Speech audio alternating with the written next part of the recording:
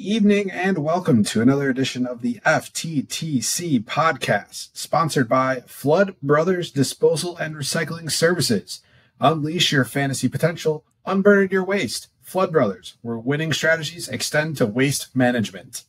We are your home for breaking news and breaking balls in the fantasy sports world. From touchdowns to tailgates, we've got it all covered with a dash of witty banter. I'm your host, Jason Stankiewicz, and I'm joined here today by my former co-host, the 2018 champ, Rockin' Willie, Mr. Bill Rahali. How you doing, Bill?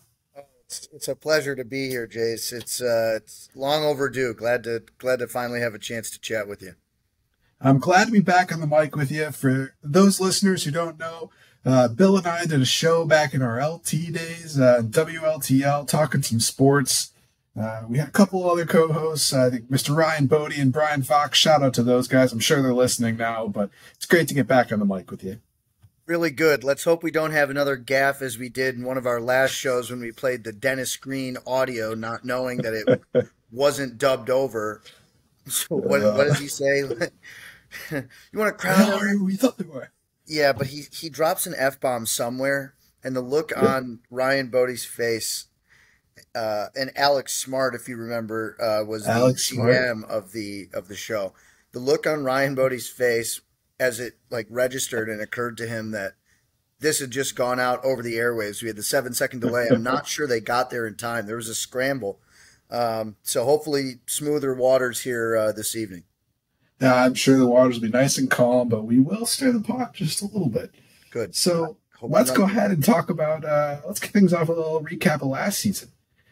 So, Stinky Pete, you finished 7-7, missed out on the playoffs, and looking back at the post-draft projections, they had you in 5th place. Quite underachievement. What did you feel went wrong? Not great, but before I go any further, I just need to clarify for the record, the team name is Sneaky Pete rather than Stinky Pete. Now, could that be some foreshadowing that you're deliberately putting in there? It could be. We'll see. I'd say a big regret of last season was the fact that both of the shotguns that I suffered came after my bachelor party weekend and then the morning that we returned from a 2-week trip to South Africa and the Netherlands. Both situations really unfortunate, both situations involving some game time decisions with some starter sit options. One of them was Dalvin Cook, who then got hurt for 3 weeks after that. Another one was Keenan Allen, who was scheduled to play, didn't play. So, I'm not here to make excuses. What I am going to do, though, Jason, is I'm going to posit some explanations for why a really well-drafted team, led by a strong, capable manager, was able to kind of dip so closely to mediocrity, literally on the nose at 7-7. It was a disappointment. I'm not going to lie to you. I hear you on that. Thought you came out with a strong draft, and obviously things didn't go your way. But they did go the way for Mr. Brian Durante, the owner of Roadrunners NAS, who secured the title. Obviously the circumstances around that were a bit questionable. Some say he got a little lucky. There were some rumors of some heavy investment from NAS Group potentially back channeling to the commissioner, but I'm curious if you have any thoughts on Roadrunners NAS taking home the title over the Disasters. Well, it should come as no surprise. Nobody in the league likes Roadrunners NAS. Let's start with that. With the overwhelming majority of the league members having attended Lyons Township High School and proudly wearing the blue and yellow, Mr. Durante and his colleagues have conducted themselves with let's just say they come a bit short of class, as the old saying goes. I will say I was surprised to see him start out so strong and really keep the charge going. I don't expect that to be replicated this season, especially when there are so many strong, proven owners that are kind of facing a situation where they need to prove themselves. Very much a show-me kind of year for several fellas in this league. Myself included. I won't remove myself from that conversation, and I'm prepared for it, Jason. And I think is the point that I want to make is fantastic for Roadrunners NAS to collect some silverware. That's great. We're moving on. We're weeks away from drafting. We're a week and a half away from drafting. And for me and for, I would imagine, most of the league, we're focused on this season, 2023-2024 season. I hear you. And, that's a perfect segue into where we're headed next. And that's to talk about your offseason training regimen a little bit.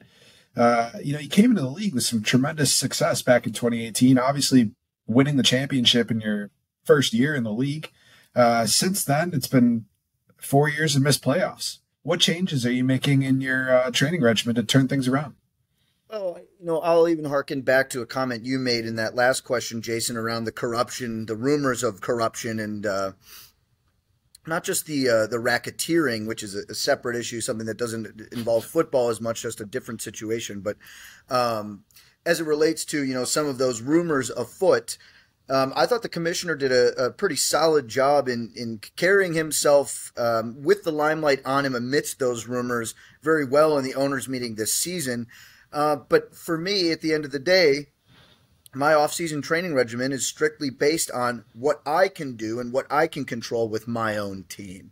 And as a result, I've been already mock drafting. I've been making sure that I understand where my pick at slot 8 is going to look, 6, 7, 8 rounds in, not just looking at those glamour first 4 or 5 picks. And even further down the road, maybe taking a couple of flyers on some of these explosive young rookies on the wide receiver front in particular. I think have gotten some due notice, and they won't be ignored by me, depending on where things are looking once we enter the double-digit rounds. Well, it sounds like you're geared up and ready, for the draft, and we'll get to some draft strategy shortly. But I do want to talk briefly about, the relocation tour that you recently took around the country. You did move into some new facilities in Chicago after a good amount of travel, all over the place, really looking at some different relocation options. I got to say, from what I've heard, the Sneaky Pete fans are very happy that you decided to stay in their home city. Was there ever a thought to take the team to a new city? The Sneaky Pete fans travel well. They always have. And especially as the team name has shifted over the years, I think what we've seen is a consistency across this fan base that really makes a big difference when some of these big games later in the season are taking place. There wasn't any real consideration to permanently swap locations, Jason, I'll be honest with you.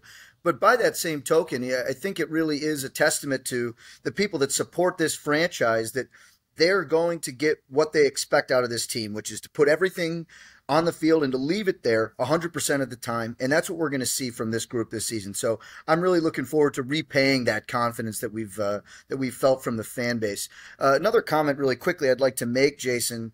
I had a rather large parlay on the South American Champions League. Just needed one more goal here in the second half, and it appears as though I've gotten it. So needless to say, my spirits have been lifted quite a bit. That only fuels my optimism for this season. Well, I'm glad to hear you're having success on and off the field, Bill.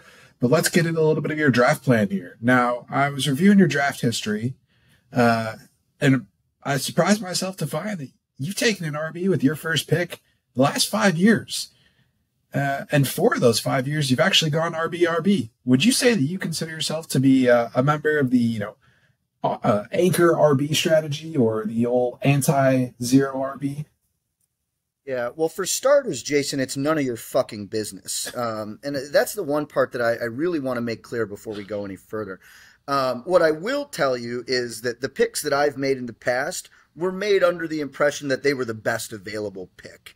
And so whether or not I put stock into the, as you call it, RB anchor draft strategy, what I can tell you is our draft analysts and our team here is going to be prepared to make the best pick at each slot that we're given. And that's all I'm going to say about it.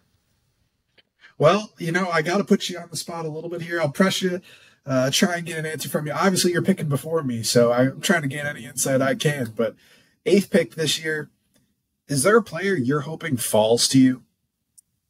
Yeah, I would love for any of the projected first 3 picks to fall to me at the 8th pick, because they're valued at the picks 1 through 3, thinking that, they'll be picked in the first 3 picks. If that doesn't happen, I would love to take Justin Jefferson at 8. I'd love to take Jamar Chase at 8. So I would be really, really happy if I could select one of those individuals with my first round pick this year. Well, I hear you. Best of luck that one of them falls. And it'd probably be a pretty crazy round, but, that probably gets us into the next question. And thinking about the league in general, who's sharp, who's, maybe a little bit more dim-witted, who do you think is going to make the worst pick? I really don't know how you can look any further than Cookie Boy Incorporated. I mean, the guy is an absolute bozo, and I, frankly, am really surprised to have seen the, success that he saw a couple years back. I think it was the COVID year where he stumbled into a championship. I mean, you saw him at the owners' meeting. The guy was literally and figuratively in outer space. He had the background that showed him in an astronaut suit, and it couldn't be more fitting for the individual behind the screen. So I think I would start with Cookie Boy. I do worry about our co-conspirator from Lyons Township, Trevor Kinsey, missed the owners' meeting due to the honeymoon. There were some questions around commitment there. I'm not going to get into that now, or nor reveal really which side of the aisle I align with in that topic. But for me, I'd say that some alarm bells a little bit going off, thinking about the fact that he's been very much on the cusp the last couple of years, always fighting for a playoff spot, but really needing to come down to the last couple of weeks in the last few years just to get that berth. I think that he's got to really have his head on a swivel, especially, alluding to those other individuals we talked about earlier that are looking to make statements this season, get back into the cream of the crop. And, so we'll see how that unfolds for him. But I think those would be the two that stand out to me. I personally think you're due for a big year, Jess. I know that there are a lot of people that would say this guy doesn't know how to manage a fantasy football team. I can't believe this guy's played fantasy football for over a decade and still struggles to succeed the way he has. But I don't feel that way, Jess, even if the vast majority of spectators do. I really think that I think you're poised to make a run this year, and I hope for your sake that you're able to do so. I appreciate your kind words. I take that to heart, and hopefully we can bounce back because obviously, Stinky is looking for a team name change this year. Certainly. But let's move into the upcoming season a little bit here. So I'm going to ask you a couple questions about some real NFL player performance, and then we'll get into some league predictions for our fellow league mates here. So first question for you: who ends up as the fantasy MVP? Are we talking about, sorry, I misunderstood that, ownership or individual player? Individual player. Yeah, I don't know how you can really look away from Justin Jefferson, especially with the uncertainty around the running backs this year. I mean, everyone could be proven wrong, and this could be the year of the running back, as a lot of their draft stock has dropped and they're not getting paid. Ownership groups really, in the real world, in the National Football League, really holding their sway over these guys, very similar to what we're seeing with the writers' strike. And, that may really light a fire under the asses of some of these guys that think they're owed more than what they're getting offered. And so I'm thinking that could be an interesting storyline to follow. But in terms of what we do know, provided there's no injury, I think Justin Jefferson is the best receiver in the league by some distance. And I really think he's going to have another outstanding season. That's why I'm really looking forward to taking him with the 8th pick this year. He's been the hot pick for sure so far through all these episodes. But now we got to get to the Super Bowl. Who you got getting in the game, and who you got winning it? It's a tough one. I do think the Bears are still a year away from Super Bowl contention. That's a shame, but I think that they're a year away, and by a year away I mean 4 to 5 potentially, but that's neither here nor there. Maybe somewhere in the middle if we're being honest, but we got to see what Justin Fields does. In the NFC, I think it's tough to pick anyone over the Eagles, just given how talented they are. They've got the backfield switch up. The defense is still rock solid. They've got some consistency there with their management. And I don't know that anyone really stands out to me excessively in the NFC alongside them. You look at a team like San Francisco that's stacked top to bottom, but you got to wonder, is Brock Purdy really the guy? Sam Darnold's number 2. Trey Lance has just kind of been cast into the abyss now. Beyond that, I don't think anyone out of the North, maybe the Lions, that's a division that's up for grabs, but I don't think they're really going to do much. I don't think the Vikings, even if they win it again, are really a Super Bowl team. And then you got to think about the Bucks, Saints, Panthers, and Falcons, all of whom I think are going to be really brutal to watch. And seeing Baker Mayfield with the Buccaneers, I mean, it makes me sick to my stomach. He's a terrible player, and he was drafted first overall out of the University of Oklahoma. So yeah, I think the Eagles in the NFC, and then in the AFC, I do think it'll be the usual suspects between the Chiefs, Bengals, and Bills. I know the Bengals have some uncertainty around some injuries there going into the season, but I have a tough time thinking that anybody's really going to be able to oust one of those three. So I'll go for an Eagles I'll go for an Eagles Bengals Super Bowl. I would love to Okay. pick the Bills, but they lost Tremaine Edmonds to the Bears. They lost a couple of other guys as well. I don't know that Josh Allen's year last year is grounds to feel super confident in the Bills being able to oust the Chiefs. But then again, the Chiefs are the Chiefs, so we could well see a Super Bowl rematch. But I'll say Eagles Bengals this season.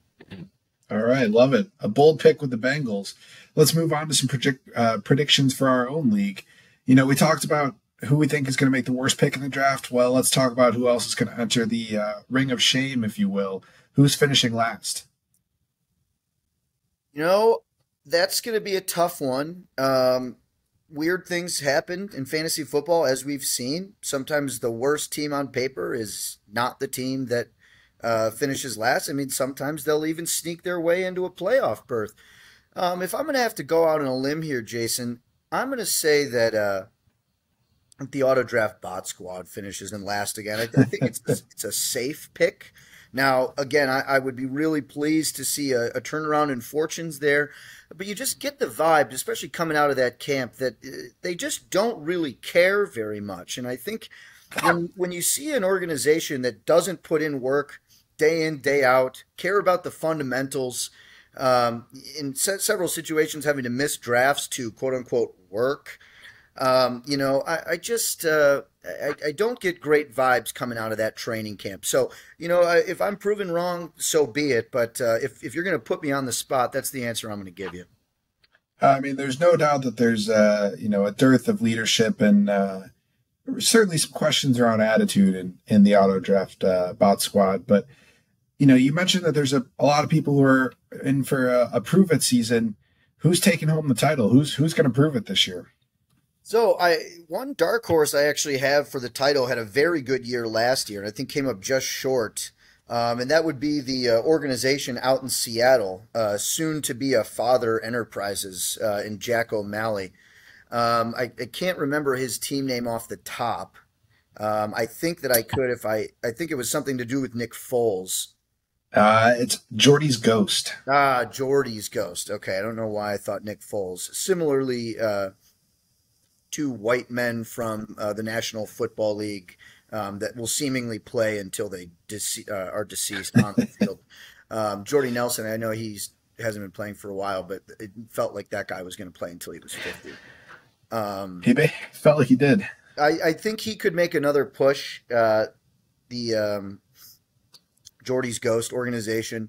I'd like to think that I can be in the conversation, but evidence, especially in the last few years, really wouldn't support that. So I'm gonna go out on a limb and I'm gonna say Jordy's Ghost is going to be my pick for one of either the regular season or playoff title.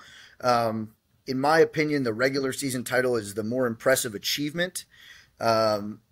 Which is interesting because winning the Premier League is not as impressive as winning the Champions League, and Pep Guardiola would do well to remember that. But I think, I think I would put a decent chunk of money on Jordy's Ghost being in the conversation come the last 3 weeks of the year for a regular season title or a top 2 seed to give him an opportunity to reach the championship game in the tournament. I think you got a real dark horse there and Jordy's Ghost, and honestly, I wouldn't hate to see it. Bring some fresh blood to the top of the table. Now, obviously, we mentioned the ring of shame of finishing last place, but let's talk about the weekly punishment where we obviously shotgun for lowest score. 2 questions there before we move on to our last segment. Who do you got having the fastest shotgun, and who's doing the most shotguns? If I remember correctly, Steve Blazer can shotgun really, really fast.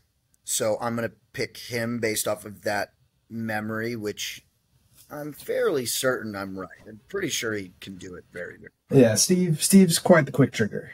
Yeah, it wouldn't be you, Jess. You're not bad, but I do hope, personally, to answer your second question, I do hope that you get the most shotguns because I really enjoy those videos. And what I enjoy about them almost as much as the content of you, giving your preamble and then shotgunning the beverage yourself, is the disdainful comments that we hear from your wife in the background. Really sounds incredibly disgusted with you. Like she isn't wanting to be doing this, but she's forced to when you live in a home of two. Otherwise, you're having to prop the camera up or take a selfie. Really isn't suitable to ensure that the shotgun is accurate enough for the league to sign off on it week in, week out. So I do hope that you're forced to do that again so we can be treated to a bit more of that content. And that's really the only basis for my answer there. It's fair. Kathleen loves it, and I'm not gonna leak anything, but our hope at some point in the year is to have some commentary from some of the wives and girlfriends around shotgun habits. So we'll see what we can get on. But let's go ahead and move on to some final thoughts here. A few rumors, and I'm looking for some comments from you. The first one is quite a contentious issue in FTTC at the moment, and that is Mr. Steve Blazer's delay in doing his punishment. I'm curious if you have any thoughts on the situation there. Well, I was under the impression that last year that he had been released from his punishment and then only recently learned that it was kind of a Band-Aid over a broken arm scenario. I don't remember exactly what the agreement was, only fueling further rumors of corruption in the league. I mean, especially for a commissioner who's been in the business. I know he announced his contingency plan to depart in 2040, but you wonder how a guy that's really experienced and tenure didn't see some of the disappointment and confusion that's ripe within the league, the owners of the league right now, that he didn't see coming, that this is exactly how things were going to unfold. So I think he's put himself in a slightly sticky situation there, and especially given what was vocalized from a wide variety of owners during the meeting earlier this week. I'll be really curious to see what the result is. I understand the conflicts and this being a particularly difficult punishment, but I also am forced to realize that we're 30 years old. And what's the phrase? Oh, right. Yeah. We're grown-ass men. And so I think that when you kind of take that into consideration, it is a little bit like, what fucking gives? So we're going to hopefully get a resolution on that soon. Hopefully it's a good compromise where nobody is happy with the outcome, because I think that's the best situation that we can get, is at least some sign of concession or repentance from an owner who, frankly, doesn't really seem to care about the honor of the league. And if he did, I don't know why the solution wasn't made more public sooner. Just a lot of questions there. So I have faith in the league. I trust our ownership group, and I trust our commissioner to get things done. Especially when their backs are against the wall, it seems to really kind of serve the purpose of getting things finished off. So hopefully that's what happens here, and I'm looking forward to the resolution. Yeah, I think I'd love nothing more than seeing Steve out on a G League court, but we'll see where things end up. Now, you did bring up the topic of a lot of questions around the commissioner, and one of the things that happened this past week was obviously the revealing of the draft order.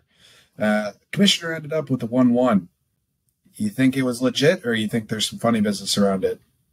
Yeah, I think it was a complete farce. I think it was coded into the program. I think, the shirt and tie, the jacket, the presentation, I think all of that was very much a smoke and mirrors to deflect from the fact that Mike Kokoris has been coding in Python, C++, and JavaScript for nearly 20 years. And in doing so, has the ability to manipulate outcomes just like this. So I realize it's something that's out of our control. It's nothing that would really, I think, come to a head in terms of pursuing it. So it's just one of those things that sometimes the most powerful people can get away with more than everybody else. Well, Bill, I think you definitely poured some gasoline on the fire, and there's certainly some unanswered questions, but we appreciate you for coming on today, and best of luck with your draft. Best of luck with your season.